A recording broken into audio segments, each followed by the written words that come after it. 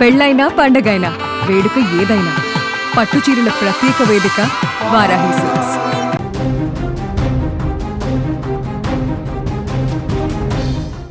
Big breaking news చూస్తున్నాం. Israel Iran మధ్య భీకర యుద్ధం కొనసాగుతోంది. ఇరాన్ పై ఇజ్రాయెల్ విరుచుకుపడుతున్న పరిస్థితులున్నాయి. 200 యుద్ధ విమానాలతో ఇరాన్ పై బాంబుల వర్షం కురిపించింది. సీక్రెట్ డ్రోన్లను ఇరాన్ భూభాగంలోకి పంపి దాడుల్లో 100 మందికి పైగా ఇరాన్ పౌరులు మృతి చెందినట్లుగా తెలుస్తోంది.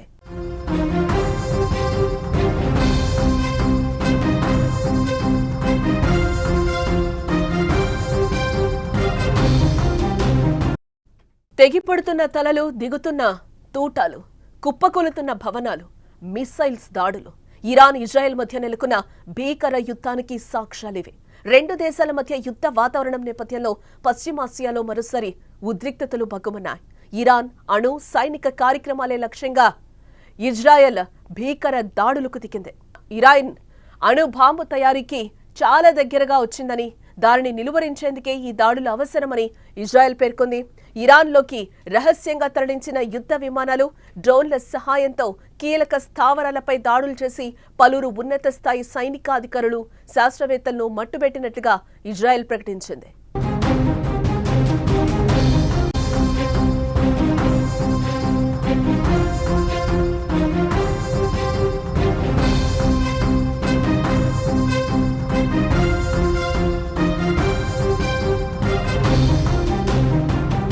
ఇరాన్ యురేనియంను ఆయుధంగా మార్చే విషయంలో తిరుగులేని స్థితికి చేరుకుంటోందని ఇటీవల రహస్య నివేదిక హెచ్చరించిన నేపథ్యంలో ఇరాన్ అణు ముప్పును నాశనం చేయడమే లక్ష్యంగా ఈ దాడులు ప్రారంభించినట్లుగా ఇజ్రాయెల్ తెలిపింది.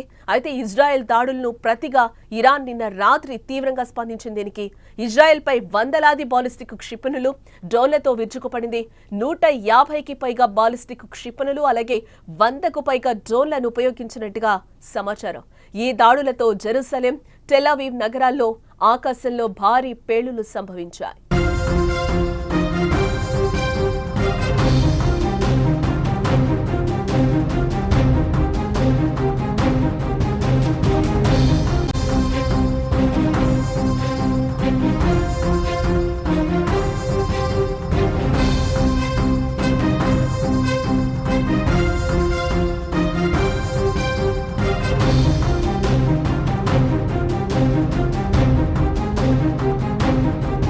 ఇవాళ తెల్లవారుజామున జెరూసలేం గగనతలంలో మరోసారి సైరన్లు, పేలుళ్ల శబ్దాలు వినిపించాయి.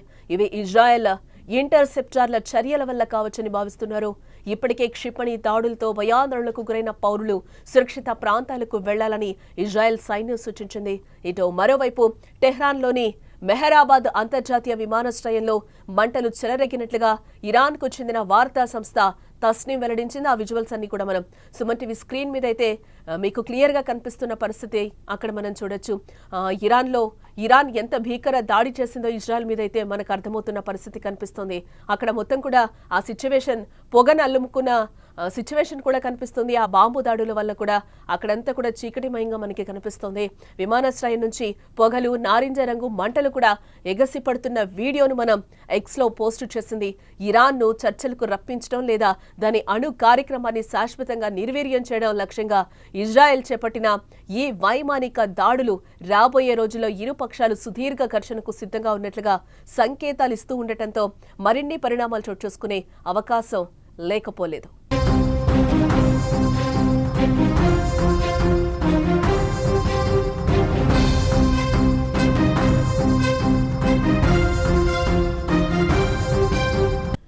ఈ దాడులు చూస్తుంటే 3వ ప్రపంచ యుద్ధం మొదలైనట్లేనా అన్నట్లుగా కనిపిస్తోంది.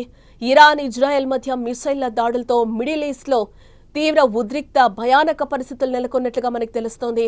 ఈ పరిణామాలు చూస్తుంటే 3వ ప్రపంచ యుద్ధం మొదలైనట్లేనని అంతర్జాతీయ నిపుణులు కూడా పేర్కొంటున్నారు. ఇరాన్ ఇజ్రాయెల్ పోరును ఆపడం ఇక కష్టమేనని అభిప్రాయపడుతున్న పరిస్థితి కూడా కనిపిస్తోంది. దీంతో వాణిజ్యపరంగా ప్రపంచ దేశాలపై తీవ్ర ప్రభావం పడుతుందని కూడా చెప్తున్నారు. దీని కారణంగా ఆయిల్ ధరలు విపరీతంగా పెరిగే ఛాన్స్ కూడా ఉందని అంటున్నారు. ఇంకా ఇదిలా ఉంటే చెల్లిని టెహ్రాన్ మధ్య తీవ్రమైన దాడులు చోటు చేసుకుంటున్న వేళ ఇజ్రాయెల్ ప్రధాని నెతన్యాహు కీలక ప్రకటన చేశారు. ఐదా నాయకత్వంపై అక్కడి ప్రజలు తిరుగుబాటు చేయాలని కూడా పిలుపునివ్వడం జరిగింది. ఈ క్షణాన్ని ఉపయోగించుకొని ఇరాన్ నాయకత్వానికి వ్యతిరేకంగా ఏకం కావాలని కోరుతున్నారు.